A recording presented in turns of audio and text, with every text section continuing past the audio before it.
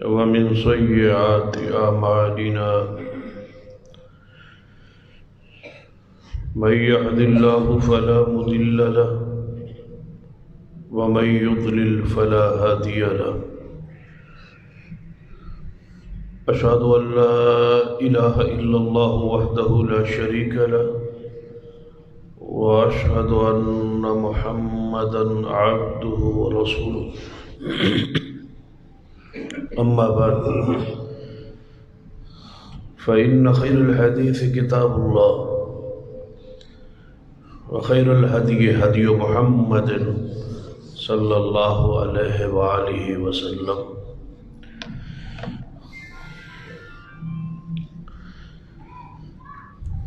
وشر الأمور محدثاتها وكل محدثة بدعة وكل بدعة ضلالة أما بعد فأعوذ بالله السميع العليم من الشيطان الرجيم من همزه ونفخه ونفثه بسم الله الرحمن الرحيم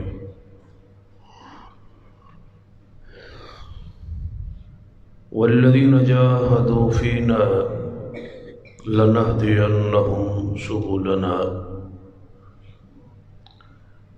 وإن الله لمع المحسنين رب اشرح لي صدري ويسر لي أمري واحلل عقدة من لساني يفقهوا قولي رب زدني علما سبحان ربك رب العزة عما يصفون وسلام على المرسلين والحمد لله رب العالمين. حضرات، گزشتہ کئی خطبات کے اندر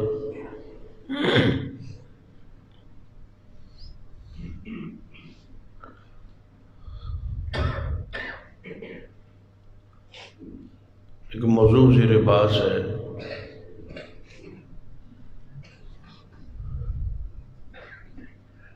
کہ آخر کیا وجہ ہے کہ لوگوں کی اکثریت حق کو قبول کیوں نہیں کرتی.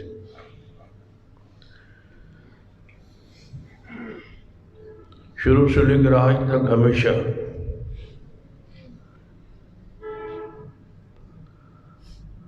راہ حق پہ چلنے والے کی تعداد تھوڑی رہی. شرک، بدعات، خرافات اور کفر رہنے والے لوگوں کی تعداد زیادہ رہی. اس حقیقت پر قرآن بھی گواہ ہے. جہاں اہل ایمان کا ذکر ہوا تو قلیلا ما تؤمنون قلیلا ما تذکرون، تھوڑے ہیں جو صاحب ایمان.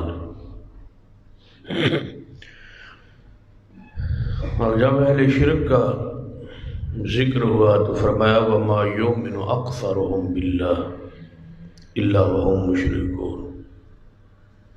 زیادہ لوگ جو ہے وہ ایمان کے باوجود شرک کرتے. اکثریت ہمیشہ اہل باطل کی رہی. اس کی وجوہات کیا ہے؟ غالباً 3 وجوہات کا مختلف خطبات میں ذکر ہو چکا.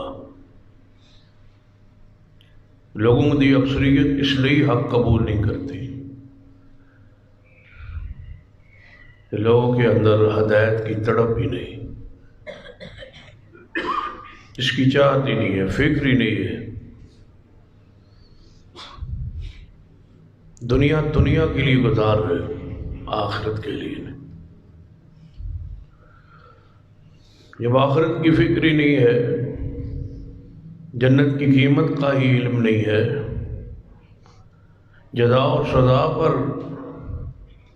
جس طرح زبان سے ایمان اور یقین ہے اس طرح فکر نہیں ہے،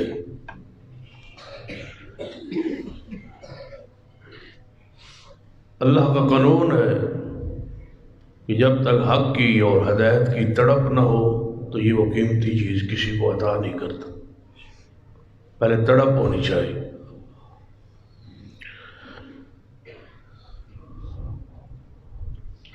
اور دوسری وجہ جہالت ہے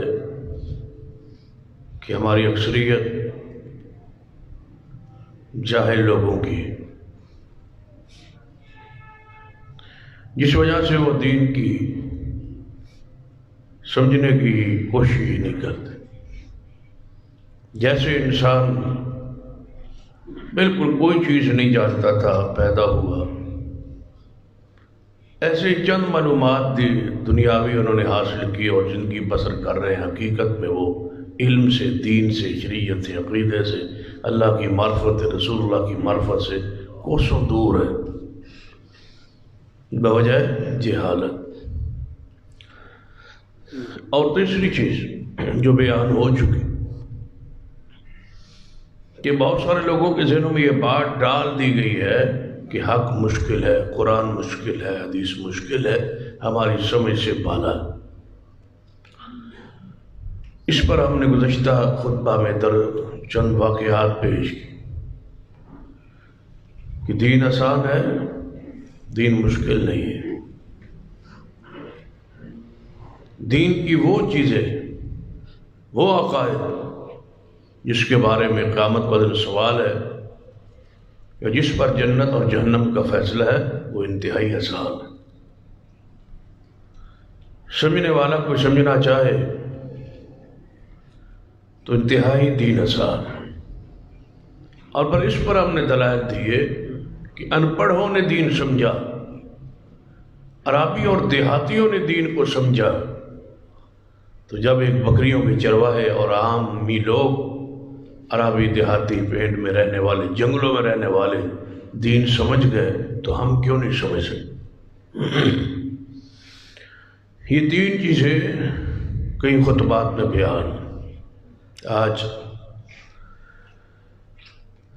راہ حق کے اندر جو روڑے ہیں، جو حجاب ہیں، جو پردے ہیں، جس وجہ سے لوگ حق قبول نہیں کرتے، ان وجوہات میں سے ایک وجہ اپنا منصب، اپنا عہدہ، اپنا اقتدار، اپنی سرداری، اپنی چودراہٹ اور اپنی انا، تکبر، بڑا پن۔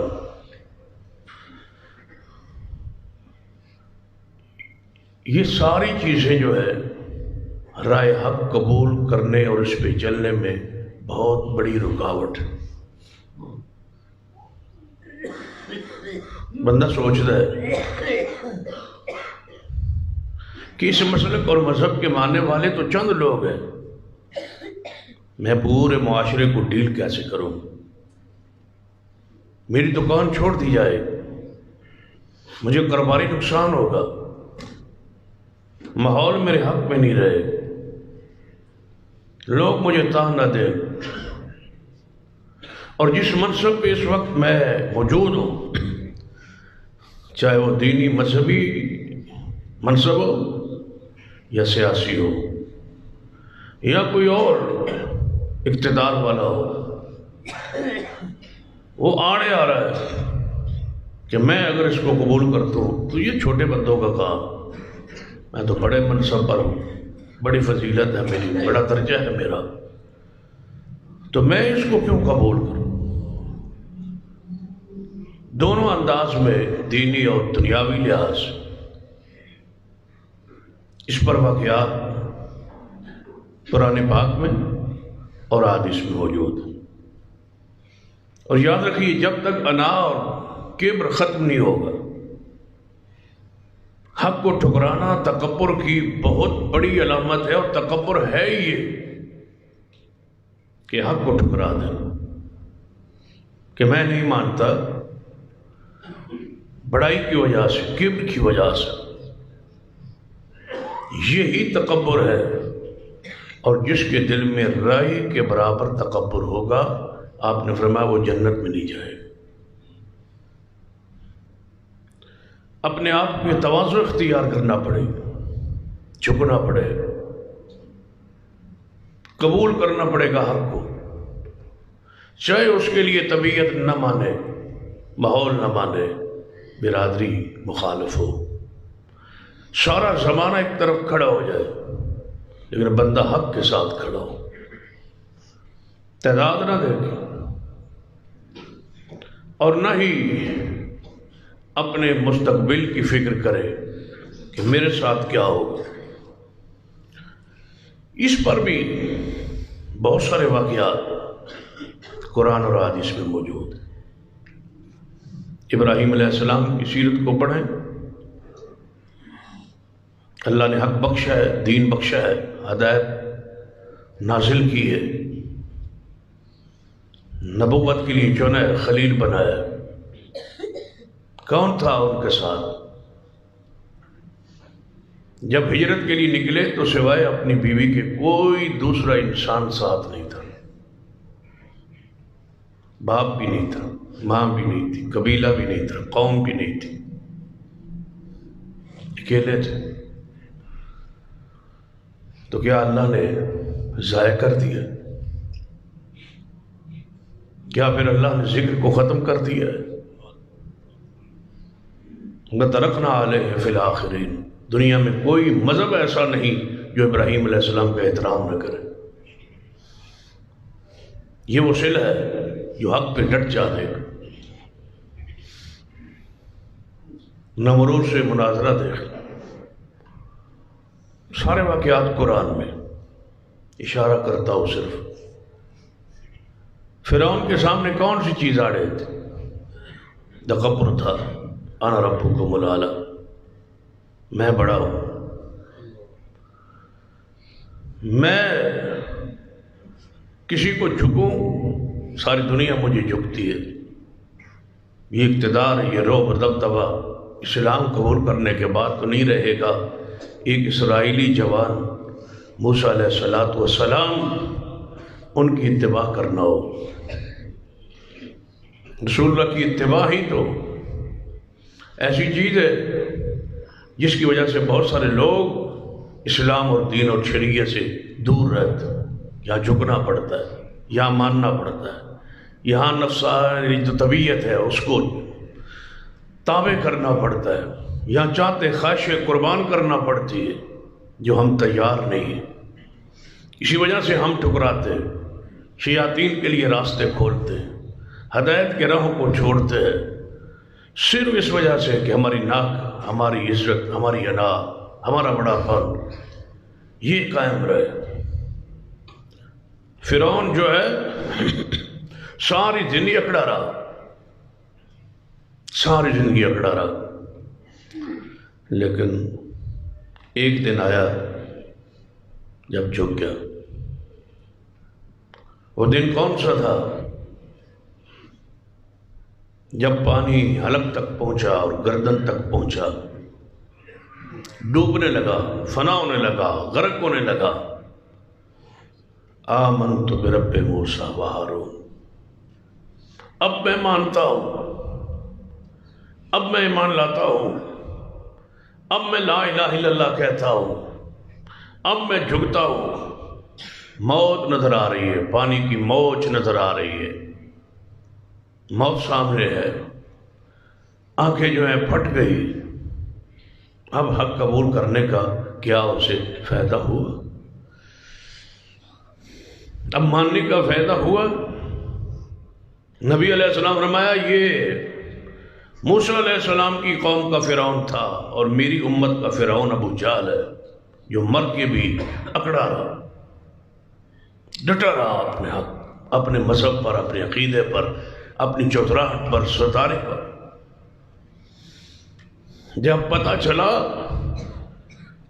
کہ مجھے قتل کرنے والے دو معاذ ہیں، بچے ہیں، پھر اللہ نے کیسا انتقام لیا؟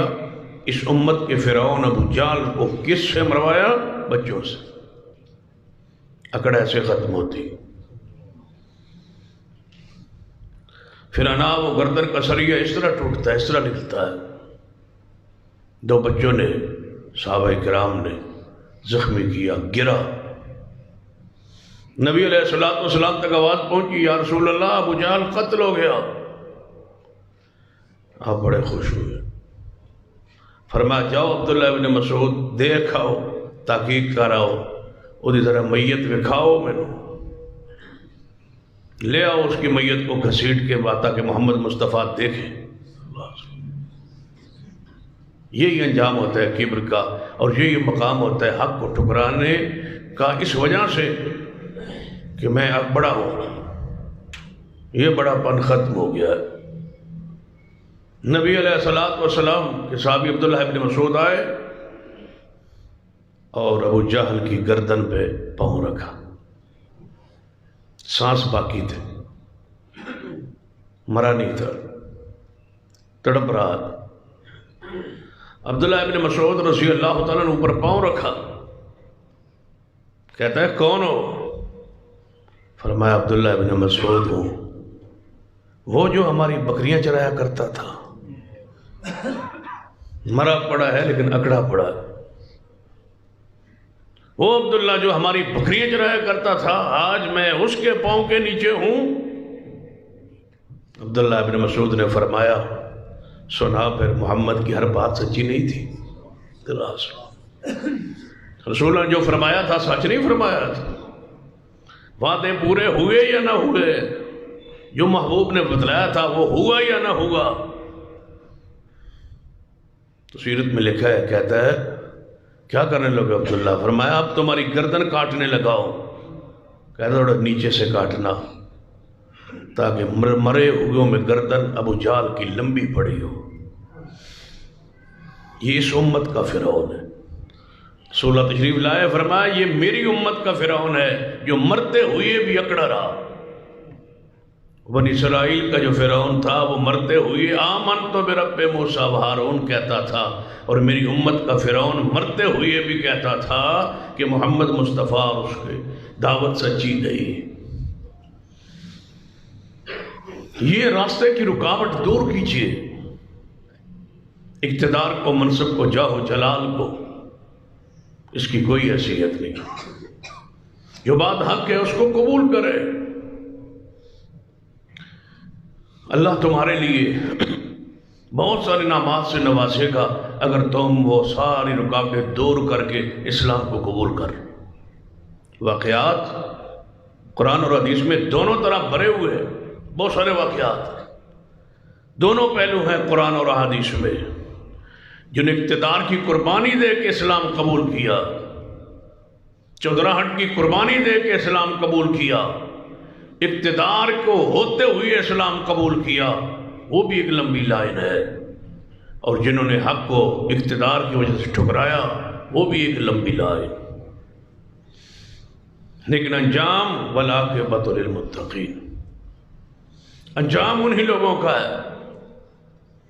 فرعون کی بات چل رہی تھی، اس کے دور کی جادوگروں کی حالات قرآن میں پڑھ لو۔ جادوگر تھے، بادشاہ کی قربت حاصل تھی، اور فرعون کے محل میں آنا جانا تھا، فرعون نے بلایا تھا، انعامات سے نوازنا تھا۔ جب رسیاں پھینکی تو سام محسوس ہوئی، موسیٰ علیہ السلام کو کہا گیا موسیٰ یہ جادو ہے، آگے بڑھیے، ڈریے نا۔ اللہ نے اپنی قدرت کے مناظر دکھائے، آپ نے عصا مبارک پھینکا جو ساری ان رسیوں کو، لاٹھیوں کو نگل گیا۔ لیکن اب دو ہی راستے تھے، یا فرعون تھا یا موسیٰ علیہ السلام تھے، اور درمیان میں جادوگر تھے۔ اس کا رعب بھی تھا، دبدبا بھی تھا، خوف بھی تھا۔ مردوں کے خلاف تقریر کرنا کون سا مشکل ہے؟ مرے ہوئے بزرگوں اور مرے ہوئے مشکل کشاؤں، حاجت رواؤں جن کی پوجا کی جاتی ہے، اس کا رد کرنا کون سا مشکل ہے؟ کوئی مشکل نہیں۔ میں یہاں کہتا رہوں کہ فلاں بزرگ، فلاں فوت ہونے والے مشکل کشا نہیں ہے، حاجت روا نہیں ہے، نفع و نقصان کے مالک نہیں ہے، وہ تو مرے ہوئے، وہ تو فوت شدہ ہے، وہ دنیا سے جا چکے۔ یہ کون سا مشکل ہے؟ جب عقیدہ یہ ہے کہ وہ کچھ کر نہیں سکتے تو ان کا رد کرنا کون سا مشکل ہے؟ ان کے باطل نظریات کا رد کرنا کون سا مشکل ہے؟ مشکل تو ہے زندہ خداؤں کا رد کرنا، جو زندہ ہوں اور موجود ہوں اور سامنے ہوں، اقتدار میں ہوں۔ اصل تو توحید یہ ہے، اصل استقامت تو یہ ہے کہ زندوں کے سامنے بولا جائے، لِيُنذِرَ مَن كَانَ حَيًّا، ڈرائے ان کو جو زندہ ہے۔ ایک طرف موسیٰ علیہ السلام ہے اور دوسری طرف کون ہے؟ فرعون۔ وہاں مشکل تھا، جب ہارون و موسیٰ کی ڈیوٹی ذمہ داری لگی نا، جاؤ فرعون کے پاس،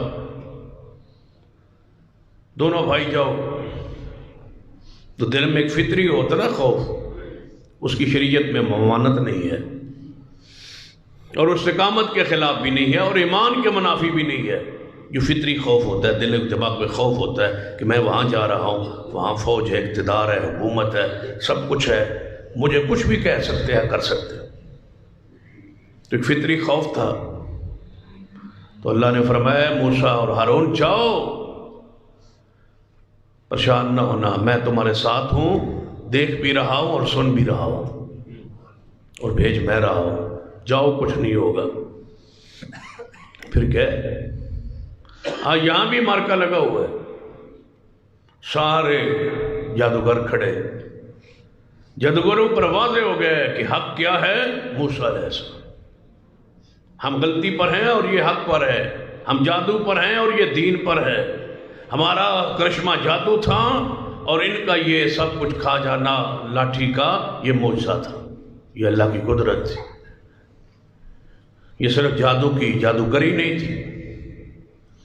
تو پھر فرعون نے ڈرایا بھی، دھمکایا بھی اور کہا بھی میری اجازت سے پہلے، یہ اکڑ دیکھو، میری اجازت سے پہلے، میرے حکم سے پہلے، بلایا میں، کھلایا میں، سب کچھ میرے پاس آئے تھے، تم مقابلے کے لیے آئے تھے اور تم یہاں کھڑے ہو، موسیٰ علیہ السلام پر ایمان لے آئے ہو۔ تو کیا کہا تھا؟ اس نے کہا میں تمہارے پاؤں اور ہاتھ مخالف کاٹ دوں، ہاتھ کاٹ دوں گا، پاؤں کاٹ دوں گا، مخالف سمت سے کاٹوں گا، اگر دایاں ہاتھ ہوگا تو بایاں پاؤں ہوگا، کاٹ کے ہاتھوں اور پیروں کو چھوڑ دوں گا، تڑپتے رہو گے ریتوں پر۔ تو سب نے کیا کہا تھا؟ جو چاہو کر لو، اب کوئی پرواہ نہیں۔ پتا تھا آج کے بعد اقتدار نہیں ہے، آج کے بعد ایوان فرعون سے نکل گئے ہیں، آج کے بعد ابتلا، آزمائش، امتحانات شروع ہو گئے، لیکن یہ ساری چیزیں راہ حق میں رکاوٹ نہیں بن سکتی۔ ہمیں یہ چیز کھا گئی کہ میں فلاں محکمے میں فلاں پوسٹ پہ ہوں، میں کہوں کہ میں اہل حدیث ہوں، میں کہوں کہ میرا یہ مسلک، یہ منہج، یہ عقیدہ ہے، لوگ مجھے دفتر میں، آفس میں کیا کہیں، دور ہو جائے۔ اس بات کو، اس عقیدے کو چھپا لو،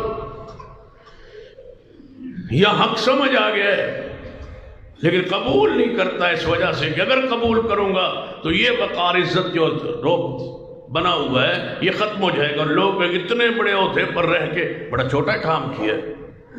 یاد رکھیے یہ چھوٹا کام نہیں ہے، یہ جنت کا راستہ ہے، اس کو قبول کیجیے۔ نبی رحمت جناب محمد صلی اللہ علیہ وسلم کی زندگی کو پڑھی، آپ کا چاچا تھا نا ابو طالب، کتنا پیار کرتا تھا، اتنی محبت، اتنا پیار جس کی کوئی مثال اس زمانے میں نہیں ملتی۔ اور نبی علیہ السلام کو جب پتہ چلا کہ چچے کی آخری سانس ہے اور آخری کیفیت میں آ گئے تو وہ محبتیں جوش مار رہی، جا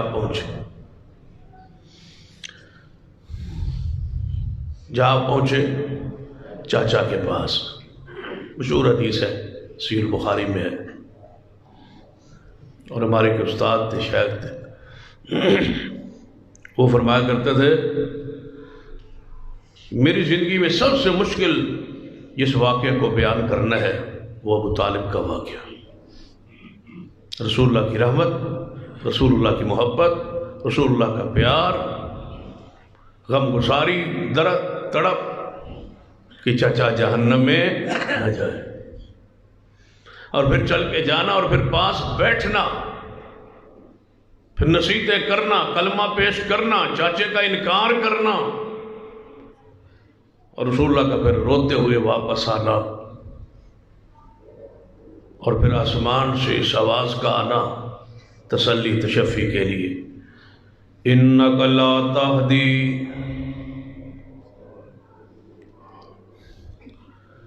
بندہ پہلے ہی تڑپ رہا ہو،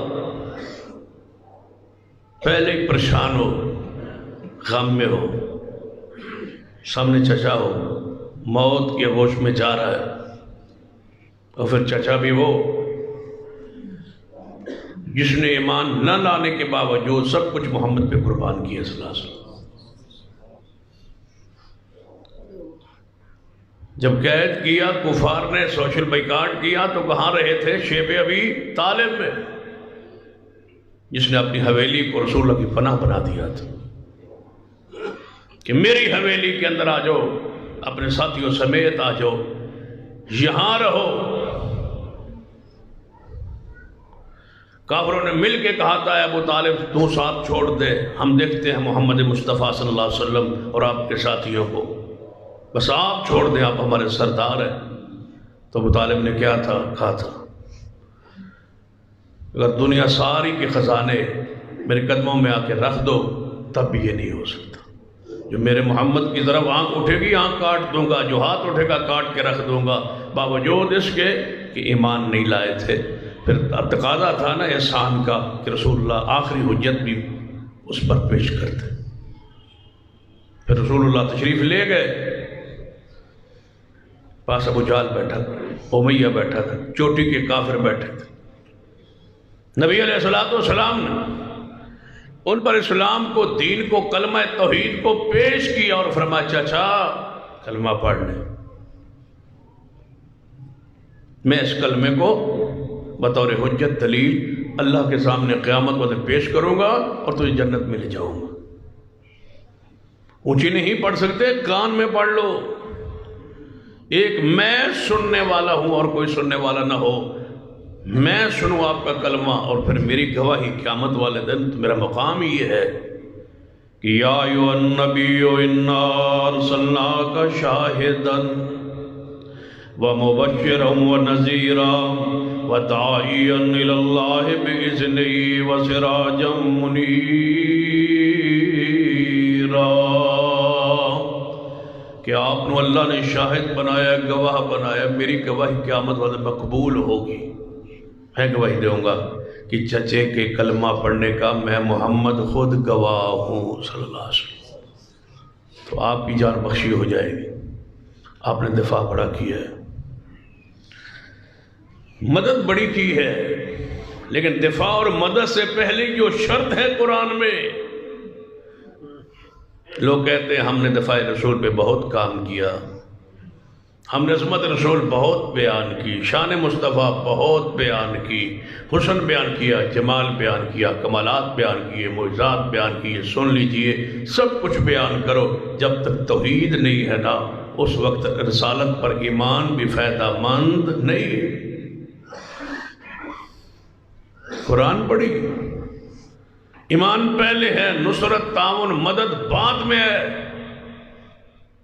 سارے نبیوں سے اللہ نے یہ وعدہ لیا تھا، مشہور ہے مبارکہ ہے نا قرآن میں، وَإِذَا أَخَذَ اللَّهُ مِيثَاقَ النَّبِيِّينَ لَمَا آتَيْتُكُم مِّن كِتَابٍ وَحِكْمَةٍ ثُمَّ جَاءَكُم رَّسُولٌ مُّصَدِّقٌ لِّمَا مَعَكُمْ لَتُؤْمِنُنَّ بِهِ وَلَتَنصُرُنَّهُ قال اقررتم واخذتم على ذلكم اصري قالوا اقررنا قال فاشهدوا وانا معكم من الشاهدين۔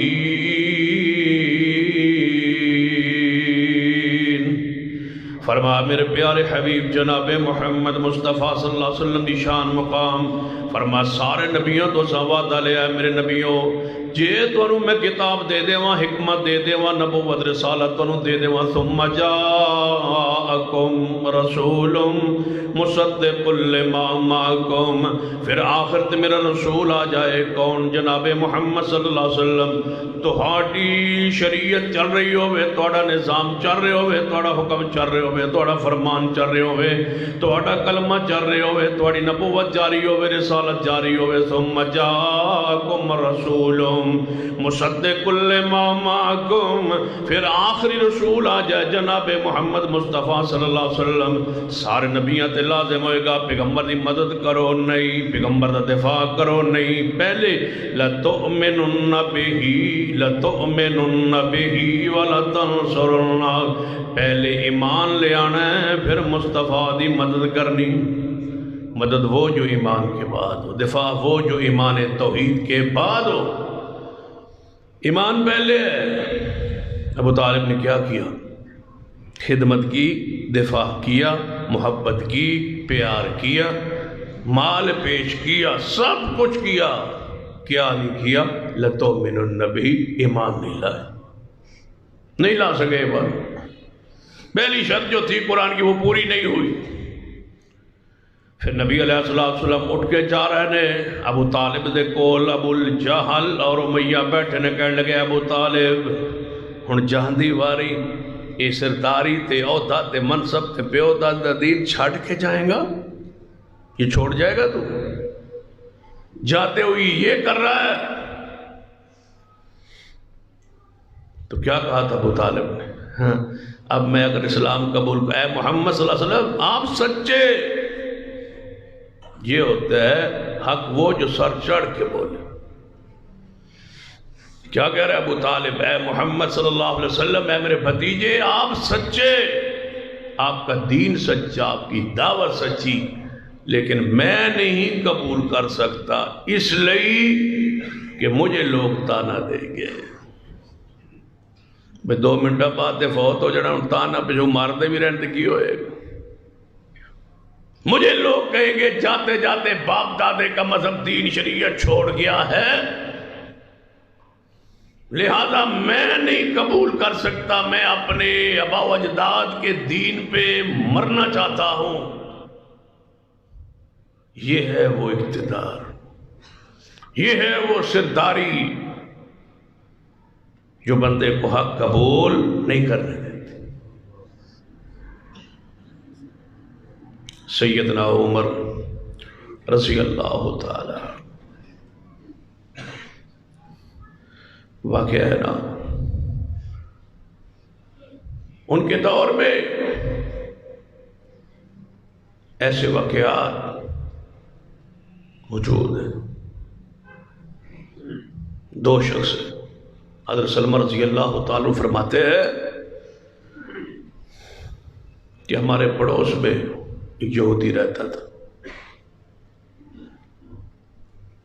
پڑوس میں تھا اور یہودی تھا، ہم سارے اکٹھے تھے قریش، اور قیامت کا ذکر ہو رہا تھا۔ وہ باہر نکلا اور ہماری محفل میں آ گیا۔ ہم قیامت کے انکاری تھے، آخرت کے انکاری تھے، عذاب قبر کے انکاری تھے، شروع سے منکرین حدیث عذاب قبر کے انکاری ہوئی، جی اٹھنا مرنا قیامت والے دن پھر پیش ہونا، یہ ساری چیزیں ہم نہیں مانتے تھے۔ تو ایک یہودی تھا، وہ ہے، اب کہتا ہے تم سارے غلط بیانی کرتے ہو، قیامت قائم ہوگی، ہم نے تورات پڑھی ہے، ہم نے انجیل پڑھی ہے، ہمارا مذہب ہے، ہمارا عقیدہ ہے، قیامت قائم ہوگی، عقلی اور نقلی دلائل دینے لگا۔ حضرت سلمہ فرماتے ہم دلائل اس کے سنتے رہے، ہم نے کہا کوئی علامت کوئی نشانی، کب پھر وہ قیامت آئے گی تمہاری؟ مانتے نہیں تھے، منکر تھے نا، مذاق کر رہے، کب آئے گی قیامت تمہاری؟ فرما ابھی تو ایک نبی نے آنا ہے، ابھی ایک نبی آئے گا، اس نبی کے آنے کے بعد پھر قیامت آئے گی، وہ آخری نبی ہوگا۔ تم سے مرزائیوں تو یہودی بہتر ہیں جو کہتے ہیں محمد آخری نبی ہوگا صلی اللہ علیہ وسلم، وہ نبی ہوگا۔ جب وہ آئے گا نا، اس کے بعد پھر قیامت قائم ہوگی۔ فرمایا کب تک آئے گا؟ فرمایا مجھے تورات انجیل کا جو علم ہے مجھے اس سے محسوس یہ ہوتا ہے کہ اے سلمہ اجے تو موجود ہی ہوئے گا تو وہ نبی آ جائے گا. کہتے ہیں ابھی چند دن ہی گزرے تھے اس واقعہ کے بعد محمد مصطفیٰ صلی اللہ علیہ وسلم نبی ہونے کا اعلان کر دیا. اور ہم نے دیکھا وہ یہودی سب سے بڑا مخالف تھا محمد صلی اللہ علیہ وسلم کا. تو ہم نے بلا کے کہا تو کہتا تھا کہ ایک نبی آئے گا، قیامت قائم ہوگی، اس کے بعد وہ نبی کے آنے کے بعد قیامت قائم ہو جائے گی. ایک نبی آئے گا اس طرف مکہ مکرمہ کی طرف سے آئے گا یا یمن کی طرف سے آئے گا، یہ ہماری کتابیں کہہ رہی یا مکہ میں آئے گا اس مکہ کی طرف سے یا یمن کی طرف سے. وہ تو آ گیا. تو کیا کہا تھا اس یہودی نے؟ میرا فتویٰ چلتا ہے، میری عزت چودھراہٹ ہے، اگر آج میں محمد کو مان لوں تو سب کچھ ختم ہو جائے. یہ کھائے جا رہا ہے روگ بندوں کو کہ میرا یہ منصب ہے، یہ میری چودھراہٹ ہے، یہ میرے مرید ہے، یہ میں پیر ہوں، بزرگ ہوں، گدی ہے، سجادہ نشین ہوں، میں قبول کر لوں حق کو. تو مریدوں کا کیا بنے گا؟ مریدوں کا کیا بنے گا؟ پھر ان کا کیا بنے گا؟ ایسے بیسیوں واقعات. یہ لوگ ظالم مانتے ہیں کہ یہ حق ہے. کافی عرصہ پہلے کی بات، میں یہاں سے نکلا اور یہ آگے چوک ہے شیر پاؤ، اس سے آگے تھوڑا سا جائے تو عمر مسجد ہے. اس مسجد کے اندر ایک بزرگ ہوتے تھے، فوت ہو گئے، شہاب الدین صاحب بزرگ تھے. وہاں جا رہے تھے تو میرا دل چاہا بس سنا ہے ان کا تقوی زہد للہیت سنی ہے، وہ بڑے نیک ہیں، صالح ہیں، اگر چلو مل لیتے. تو میں اندر چلا گیا، پوچھا ساتھیوں سے، میں نے کہا شہاب الدین صاحب، پیر صاحب، حضرت صاحب کیا ہے؟ انہوں نے کہا اندر ہے. دروازے پہ اندر بندہ گیا، اس نے کہا جی آپ کو کچھ ایک دو ساتھی ملنا چاہتے ہیں. تو انہیں اجازت دے دی، اندر گئے.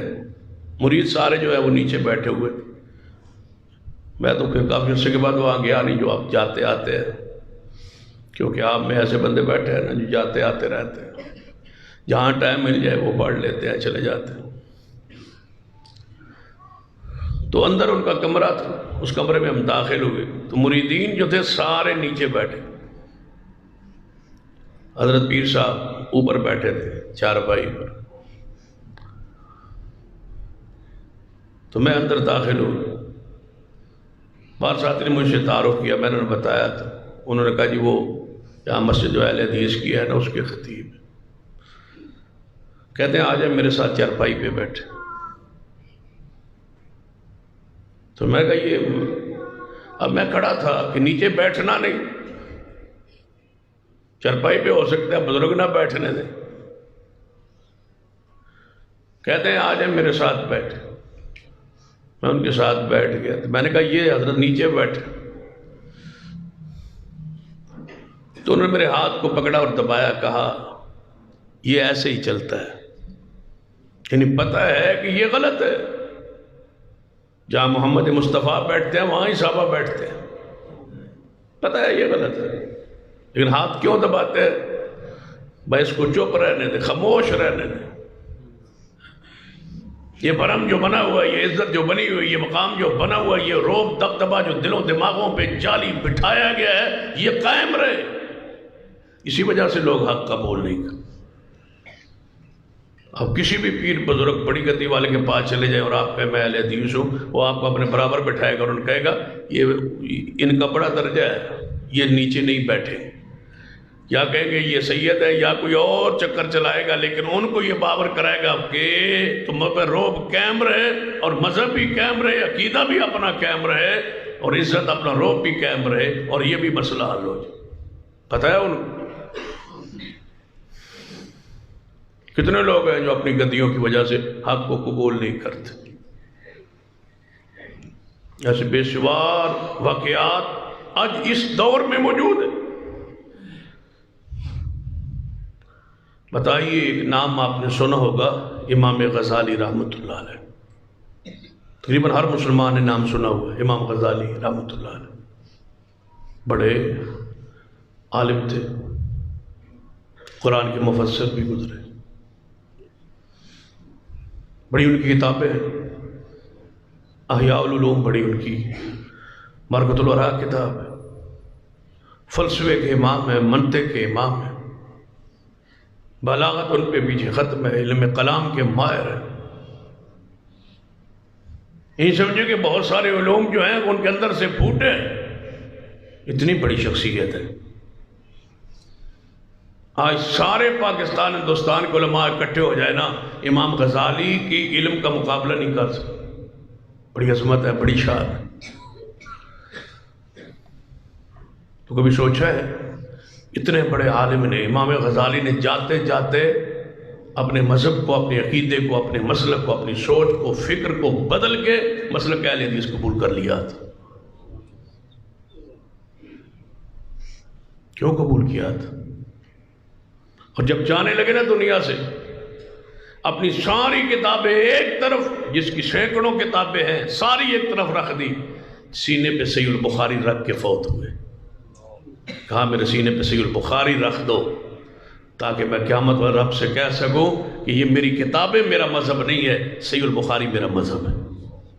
جو میں لکھ چکا ہوں، جو میں کہہ چکا ہوں، آج میں رجوع کرتا ہوں۔ یہ تو چھوٹے موٹے ہیں، ان کی تو حیثیت ہی کوئی نہیں، لیکن یہ چدراہٹ ہے، یہ مقام ہے، یہ شہرت، یہ اقتدار جو ہوتا ہے نا، یہ اقتدار والوں تک رسائی جو ہوتی ہے، بندے کو قبول نہیں کرنے، میرے مرید، میرا ہی گدی میری ختم ہو جائے۔ بیشے واقعات ہیں ایسے۔ اب سوشل میڈیا پر کراچی سے ایک مفتی طارق مسعود صاحب ہیں، ان کا اکثر کلپس وغیرہ آتے ہیں، نوجوان سنتے ہیں۔ انہوں نے مانا تو بند مکتبہ فکر کی شیخ الحدیث ہے، بہت بڑے ادارے پڑھاتے ہیں۔ انہوں نے کہا اہل حدیث وہ گروہ ہے، کلپ موجود ہے ان کا، جو بدعت نہیں کرتے، بدعت ان میں نہیں ہے۔ کہتے ہیں ہمارے اندر بدعات ہیں، ان کے اندر بدعت نہیں ہے۔ اب بتاؤ کوئی رہ گئی ہے گنجائش سمجھنے سمجھانے کی کہ ہمارے اندر بدعات ہیں، ان کے اندر بدعت نہیں ہے، لہذا میں وہیں رہوں گا جہاں بدعتیں موجود ہیں۔ کیا معنی ہے اس کا؟ کیوں نہیں آپ قبول کرتے؟ یہ شیخ الحدیثی، یہ مقام، یہ عظمت، یہ دارے، یہ سارا روب دبدبہ جو جھوٹا بنا ہوا ہے، یہ قائم رہے گا۔ کیا آپ نے امام رازی کا نام نہیں سنا؟ تفسیر کبیر والے، قرآن کے مفسر امام رازی رحمۃ اللہ علیہ نے اپنی زندگی کے سارے مسائل سے رجوع کر کے جاتے ہوئے مسلک اہل حدیث کو قبول کیا تھا، امام رازی رحمۃ اللہ علیہ۔ باقی جن ائمہ کرام کا ہم تذکرہ کرتے ہیں نا، امام بخاری، امام مسلم، امام ابو داؤد، امام نسائی، امام ترمذی، امام ابن ماجہ، اللہ کی رحمت میں ہے، اللہ کا فضل ہے، تحدیث نعمت ہے، ان میں سے ایک بھی مسلکن حنفی نہیں ہے، سارے کے سارے اہل الحدیث تھے۔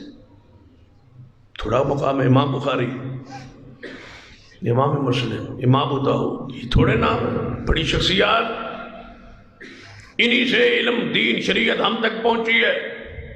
یہی فقہ لوگ ہیں، یہی محدثین ہیں، یہی رسول اللہ کے دین کے رکھوالے، چوکیدار و محافظ و نگران ہیں۔ ان کا اس مسلک اور منہج سے متفق ہونا اور اسی مسلک پر رہنا اور فوت ہونا، کیا یہ تھوڑا ہے تحدیث نعمت؟ کبھی آپ نے سوچا ہے کہ ان میں سے ایک بھی حنفی کیوں نہیں؟ آخر کوئی وجہ تو ہوگی۔ ایک بھی ایسا نہیں ہے جس نے مسلک حنفی کا رد نہ کیا ہو۔ اگلی بات اس سے بھی یہ سخت ہے نا، رد نہ کیا ہو، رد کیا۔ امام بخاری کی صحیح البخاری پڑھے، سارا انہی کا رد ہے۔ امام بخاری کی پہلی کتاب سے لے کر آخری کتاب التوحید تک جون سی کتاب کھولے، انہی کا رد، مرجئہ کا رد، جہمیہ کا رد، یہ عقائد نظریات یہ سارے وہی پرانے ہیں، صرف نام نیا رکھا ہے، روپ نیا چڑھا ہے، باقی سارا کوئی تو وہی ہے۔ امام راضی جیسے اکابر محدث امام مفسر نے اس مسلک کو قبول کی۔ اچھا آپ نے ایک نام سنا ہوگا، بڑے نام میں آپ کے سامنے پیش کروں، بڑے نام کہ آپ کے دل و دماغ میں یہ بات بیٹھے کہ یہ جاہو منصب والے لوگ تھے،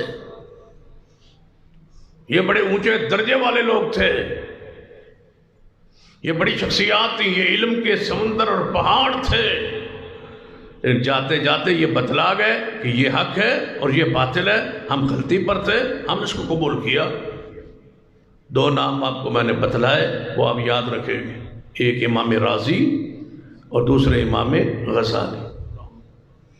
دو محدث، دو امام یہ گزرے ہیں جنہوں جاتے جاتے دنیا سے اپنے مسلک کو، منہج کو چھوڑا اور اس مسلک اور اس منہج کو قبول کیا جو آج محدثین کا، اہل حدیث کا جو موقف ہے۔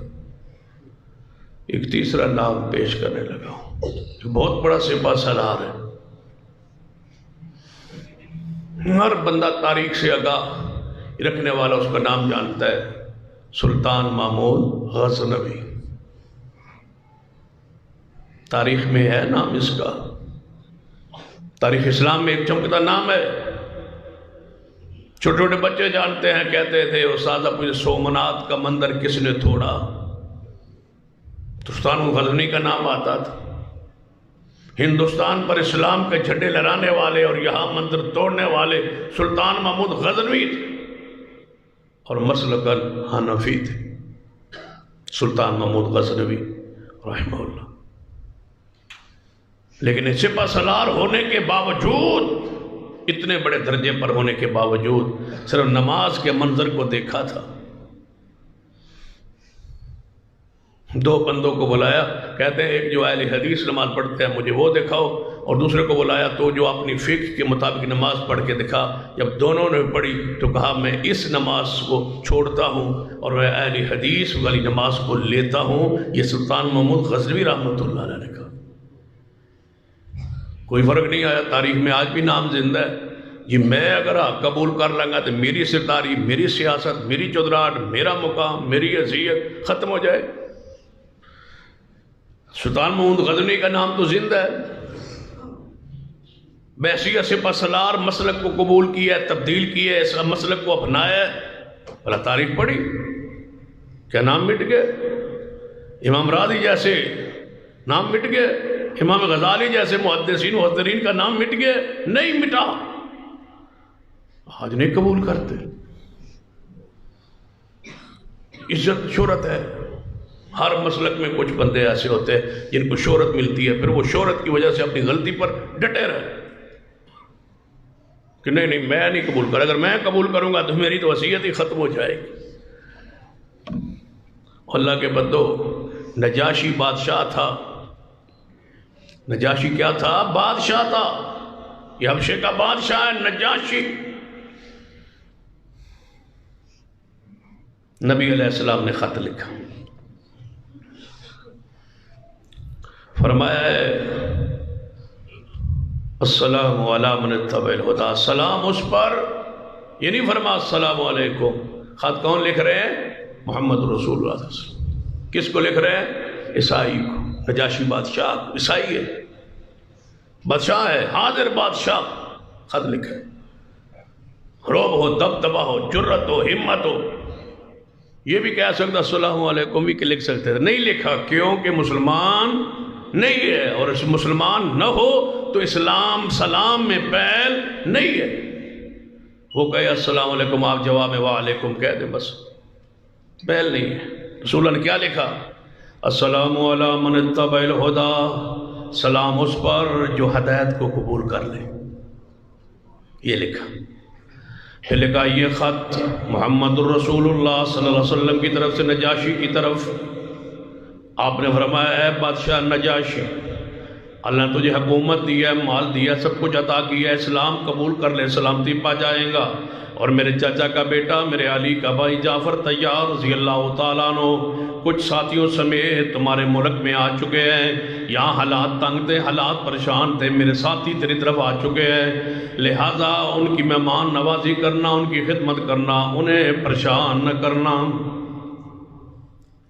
اے گل نہیں فرمائی وہ پہلے اپنی مہمان نوازی کرا لو، اپنے چاچے کا بیٹا علی کا بھائی جعفر طیار وہاں گیا ہوا ہے، وہ ساتھی گئے ہوئے ہیں، آپ کا داماد عثمان گیا ہوا ہے، آپ کی بیٹی ساتھ جو ہے وہ رقیہ گئی ہوئی ہے، یہ اللہ کی راہ میں ہجرت کر کے حبشہ کی طرف گئے ہوئے ہیں، تو ان کو بچا لیں۔ فی الحال اسلام کی دعوت کو بعد میں مؤخر کر لیتے ہیں، نہیں، اسلام کی دعوت پہلے ہے، ساری آفریں اور محبتیں بعد میں۔ نجاشی نے خط پڑھا، فرمایا یہ اس نبی کا بھائی ہے، چچا زاد بھائی ہے جعفر طیار، اس کو اور اس کے ساتھیوں کو پوری عزت احترام اکرام دیا جائے۔ آرڈر کیا، کرسی پر بیٹھا ہے، اقتدار پر بیٹھا ہے، سانو کونسلری دی سیٹ لب جائے کہ اسی آنے لے ہن ساری بدعات ساڈے لئی جائز ہو گئی، یعنی ہن اساں رل مل کے رہنا ہے، سب کے ساتھ جوڑ کے رکھنا ہے۔ بھائی جوڑ کے رکھنا ہے، معاملات میں جوڑے نا، دنیاوی معاملات میں جوڑے نا، کون منع کرتا ہے؟ دین پر کس نے کہا کمپرومائز کرے، اسلام پر کس نے کہا کمپرومائز کرے، بدعات پر کس نے کہا کمپرومائز کر کے مان لیں، تسلیم کر لیں، قبول کر لیں، بھائی ہم نے مل کے رہنا ہے۔ اسلام اور ہے، ایمان اور ہے، دین اور ہے، شریعت اور ہے، جو سیاست میں ہے وہ کرے نا۔ اس میں ایمان کو کیوں لے آتے ہیں، عقیدے کو کیوں لے آتے ہیں، اسلام کو کیوں لے آتے ہیں، اس کی استحصاب مزاق کیوں اڑاتے ہیں؟ اقتدار کی وجہ سے، عارضی یہ جاؤ جلال، یہ منصب، یہ ساری چیزیں سامنے رکھے، یہ دیکھو وقت کا بادشاہ ہے، تمہارے سارے اقتدار تمہاری حیثیت نجاشی کے جوتے پر قربان، یہ وقت کا بادشاہ ہے، سیٹ پر بیٹھے، اقتدار ہے، خط پڑھ رہا ہے، کس کا؟ محمد رسول اللہ صلی اللہ علیہ وسلم۔ فرمایا اے جعفر طیار، رضی اللہ تعالیٰ، مجلس لگی ہوئی ہے، وزیر مشیر بیٹھے ہیں، کابینہ پوری بیٹھی ہے، پارلیمنٹ ہاؤس کے اندر خطاب کس کا؟ جو ہجرت کر کے وہ آئے ہوئے جعفر طیار کا۔ فرمایا میں تجھ سے سوال کرتا ہوں، اے جعفر طیار، کافروں نے مشرکوں نے بھڑکایا تھا نجاشی کو، کس بات پر؟ کہ یہ عیسیٰ علیہ السلام کو نہیں مانتے، تسی عیسیٰ علیہ السلام کو مانتے ہو، یہ نہیں مانتے، یہ عیسیٰ علیہ السلام کے گستاخ ہیں، یہ توہین کرتے ہیں۔ یہ ہوتا ہے نا متنفر کرنا، کہ ان کے قریب نہ جائیں، یہ حضور کو نہیں مانتے، یہ رسول اللہ کو نہیں مانتے، یہ اولیاء کو نہیں مانتے، یہ بزرگوں کو نہیں مانتے، یہ اہل بیت کو نہیں مانتے، ہم کافر ہیں نہ مانے۔ اللہ کے بندو، جو رسول اللہ کو نہ مانے وہ تو مسلمان ہی نہیں ہے، جو اہل بیت کو نہ مانے، جو اولیاء کا احترام نہ کرے وہ تو مسلمان ہی نہیں ہے۔ کیا کہہ رہے ہو؟ کسی مسلمان کے بارے میں یہ تاثر کیسے دے رہے ہو کہ یہ رسول اللہ کو نہیں مانتا، یہ صحابہ کو نہیں مانتا، یہ اہل بیت کو نہیں مانتا، یہ اہل رسول کو نہیں مانتا، یہ اولاد علی کو نہیں مانتا؟ بھائی کون ہے کافر جو نہ مانے؟ ہم تو مومن ہیں، مسلمان ہیں، ہم ہر اس ہستی کو مانتے ہیں جس کا تعلق مصطفیٰ کی ذات کے ساتھ ہے، ہماری اصل وہ ہے محمد مصطفیٰ صلی اللہ علیہ وسلم۔ نجاشی کہتا ہے مجھے یہ سب کچھ بتلایا گیا ہے، اے جعفر طیار سنا ہے تمہارے مذہب میں، ذرا تحقیق بھی کر لیا کرے، جو کوئی کہے نا تو بندہ تحقیق کر لے، پوچھنا بادشاہ ہے، کرنا تو کچا نہیں پکا ہے۔ کہتا ہے اے جعفر طیار، تمہارا قرآن، تمہارا دین، تمہارا نبی ہمارے عیسیٰ ابن مریم کے بارے میں کیا کہتا ہے؟ جعفر طیار نے فرمایا اجازت ہو تو سورہ مریم سنا دوں پھر۔ سورہ مریم کی تلاوت شروع کی،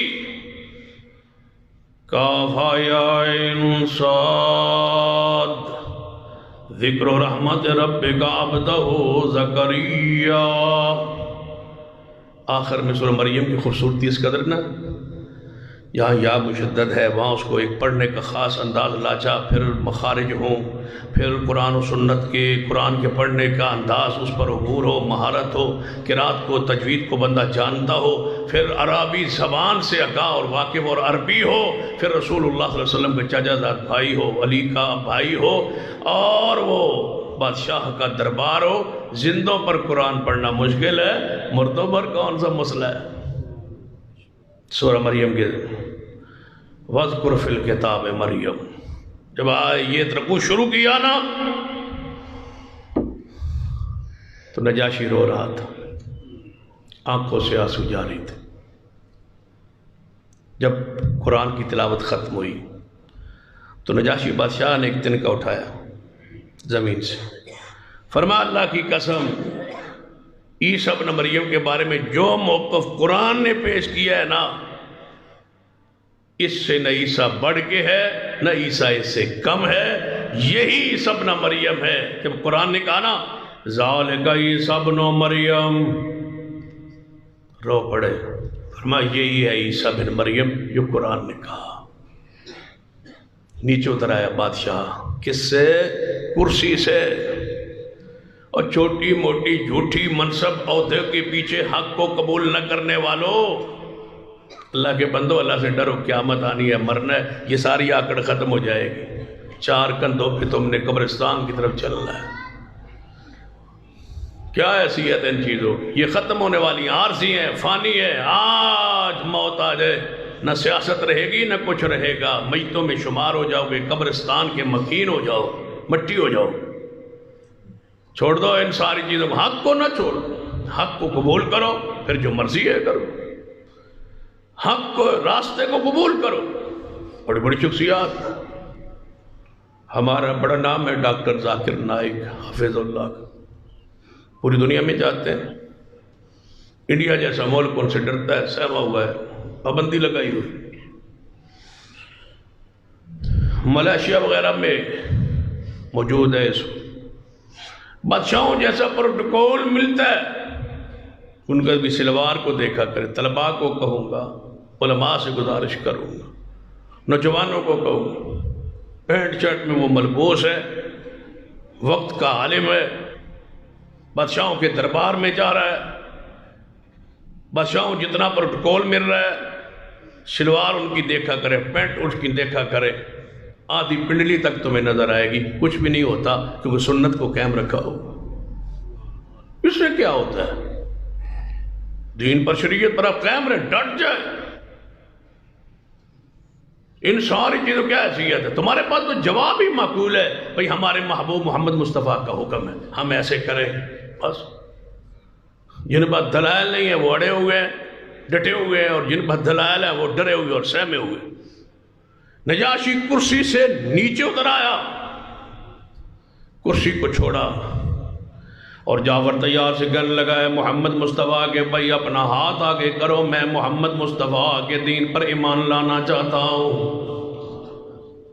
کیسا حال ہوگا بھائی پارلیمنٹ ہاؤس کا جب وقت کا وزیر اعظم نیچے اتر کے اسلام قبول کر رہا ہوگا؟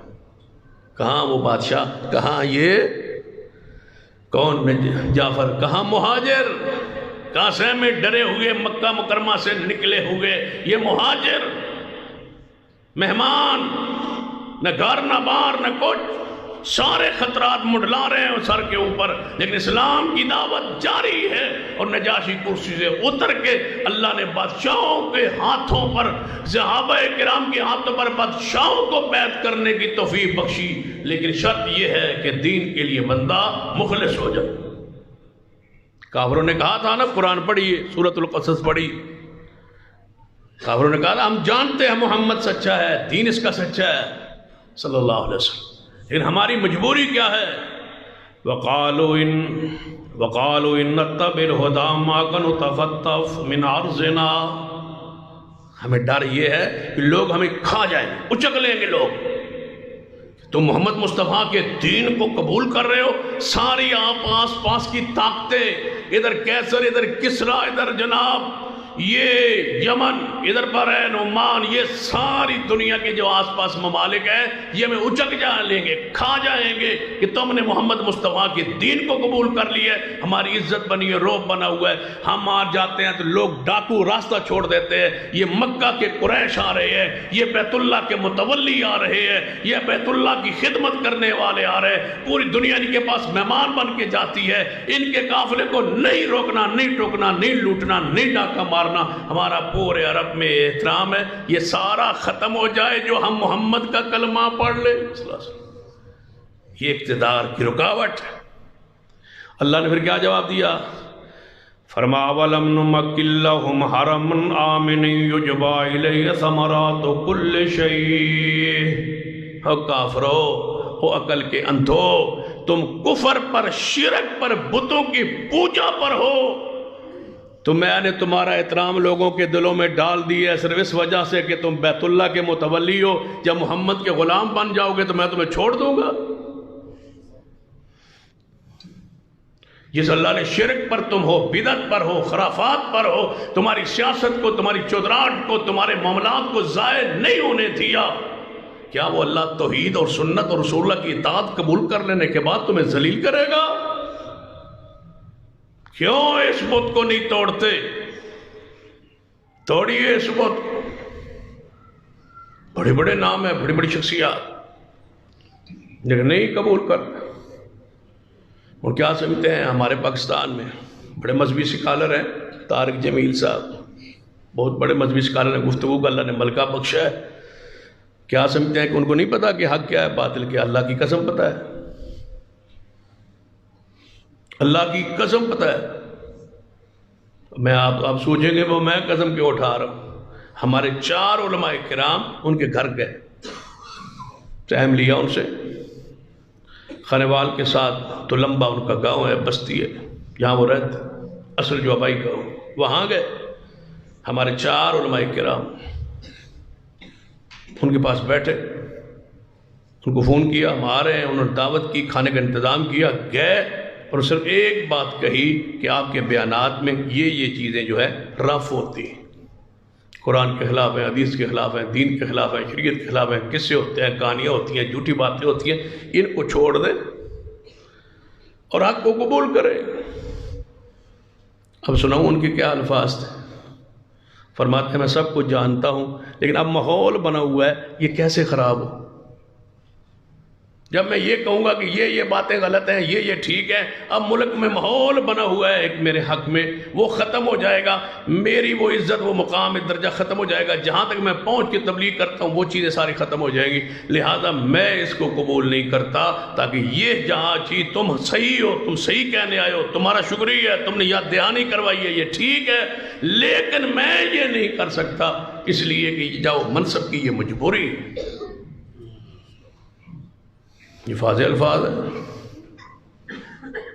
بڑی بڑی شخصیات ہیں ایسی۔ ویسے میں تو کہا کرتا ہوں کہ اگر ساری چیزوں کے باوجود بھی تم حق قبول نہیں کرتے، اللہ کے بندو قیامت اور رب کو کیا جواب دو؟ کہو میری غلطی ہے، میں انسان ہوں، مجھ سے ہو سکتی ہے، مجھ سے ہو گئی ہے، معافی چاہیے، اللہ مجھے معاف کرے، میں اس بات کی اصلاح کرتا ہوں۔ لیکن نہیں، یہ نجاشی ہے، نگلا ہے نیچے۔ پھر یہی ہے جس نے ام حبیبہ کا محمد مصطفیٰ سے نکاح پڑھایا، حق مار بھی خود ادا کیا، یہ ہے نجاشی۔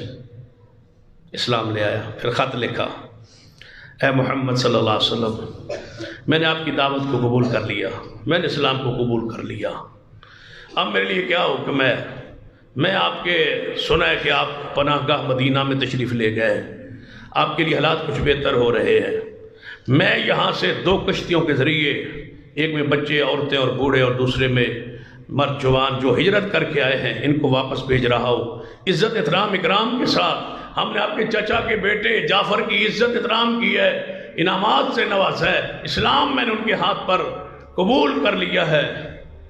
جب یہ پہنچے تو نجاشی کو پیغام اللہ کی طرف سے آ گئے، فوت ہو گئے۔